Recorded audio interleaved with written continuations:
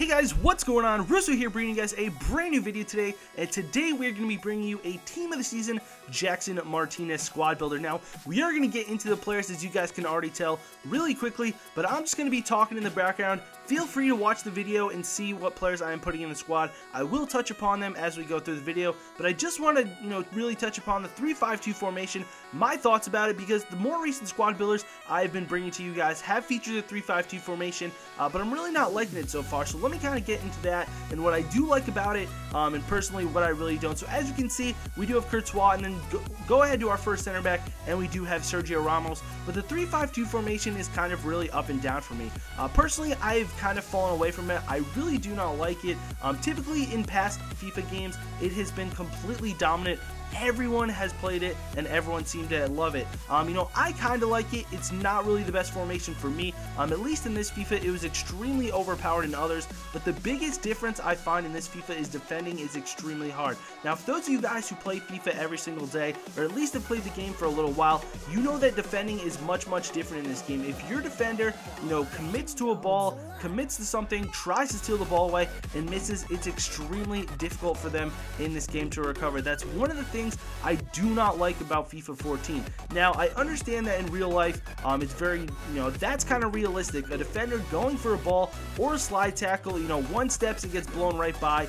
They're not going to be able to, to recover as quickly. But for video game's sake, when you make a mistake like that, I wish the defenders were able to recover a little bit quicker, and that's kind of one of the letdowns for me at least, and that's why I really don't like the 3-5-2. So you're already putting yourself at a disadvantage with only having 3 defenders in the backfield. Now, you do have CDMs, understandably, but we went with Fernandinho, who's kind of more an offensive-oriented.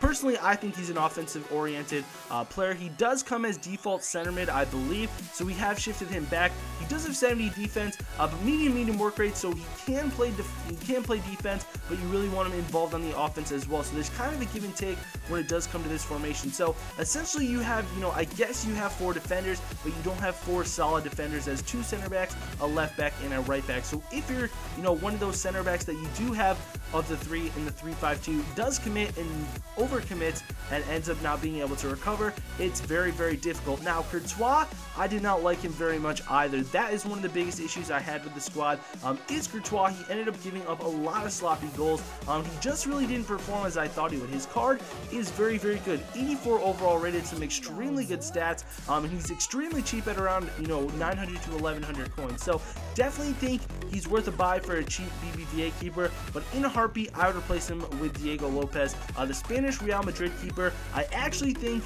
he would probably connect pretty well, seeing as Miranda has a few good links, and he would be getting the weak link of the league link with Diego Lopez to Miranda. So I actually believe you could substitute Lopez, and I would definitely recommend that.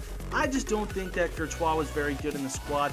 He did actually let up 5 goals in 1 game. Granted, he was on 6 chemistry because Miranda did end up getting a red card in one of the games for a tackle he did in the previous game, so that was kind of problematic, but I just really didn't like Courtois and how they played. But nonetheless, guys, the rest of the squad played absolutely brilliantly. So the center backs, as you guys can tell on the screen, we have Miranda, we have Ramos, and we also had David Luiz, who's extremely... He's just awesome in every single FIFA. He's very good in this FIFA as well. Really like him at that outside center back position, and I feel like he brings a lot to the team. The CDMs are Fernandinho and Xabi Alonso. Very strong. One is really fast and one is really slow, so they kind of complement each other. Obviously, Willian and Callejon are amazing. Willian more than Callejon. Callejon is just kind of a pace whore. Excuse my language, guys. But then we move on to Willian, who's just an absolute beast everywhere. And obviously, there's the Team of the Season Martinez, and we have linked him up with the Porto Quintero as well as Ibarbo. So that's how the team is going to come together. Team of the Season Martinez, just want to touch upon him as well. He is extremely good. This is the first goal that I scored with the team, and it is with him. He is an absolute workhorse, guys. Very good. Only 3 goals in 6 games, though, which was definitely a little disappointing. But when you are pairing him up with the likes of Ibarbo, Ibarbo is just one who shines as well. He's very good. So unless you pair him up with a weaker striker to kind of, give them both complementary things and let let Martinez shine, he's not going to be, you know, very good. And my thing with Team of the Season cards is you might as well just go ahead and buy their regular. Most of the people who are receiving these Team of the Season cards, their regular cards are extremely good. So for instance, Martinez, the regular card is typically 1,000 to 2,000 coins, depending on what formation, or not formation, but depending on what kind of, you know, chemistry style you do get him in. Now, if you go ahead and buy the Team of the Season card, you're going to be spending anywhere from 210 to 250,000, possibly more, depending on, you know, what happens in your bidding and anything like that. So what is the point of spending an extra 200 something thousand coins just to get a blue card when the normal card is just as good? That's like if a Barbo got a Team of the Season card. Why go ahead and bother buying that Team of the Season card when you can just pay 900 coins for a Barbo? It's the same thing with Ibra that a lot of people argue. Team of the Season Ibra, some argue that it's the best. Or Team of the Year Ibra, some argue that he is the best card in the game, others argue his normal card is better. So you have no idea, but why go ahead and spend that many more coins when you can save those coins and allot them elsewhere, maybe to finish off your team and maybe to buy some better players. But, you know, just, you know, an overview of the squad, guys. Touching upon the 3-5-2, not really a huge fan of it, but having pacey wingers is definitely something that you should go try to do if you're going to build this formation.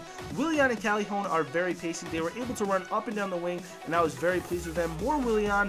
Willian is an absolutely incredible player in this game, and you know, Martinez and a Barbo up top were very, very strong as well. So there you guys go. Team of the Season, Jackson Martinez. You can obviously go ahead and sub out, you know, the regular Martinez for the Team of the Season version, and the squad would not cost too many coins. But thank you so much for watching. Hopefully you guys did enjoy. If you guys did enjoy, make sure you smash that like button. Let's go for 100 likes. The support on my comeback has been absolutely immense, and I cannot thank you guys enough. Thank you so much for everything that you have done. But until next time, guys, this has been Urso, and have a good one.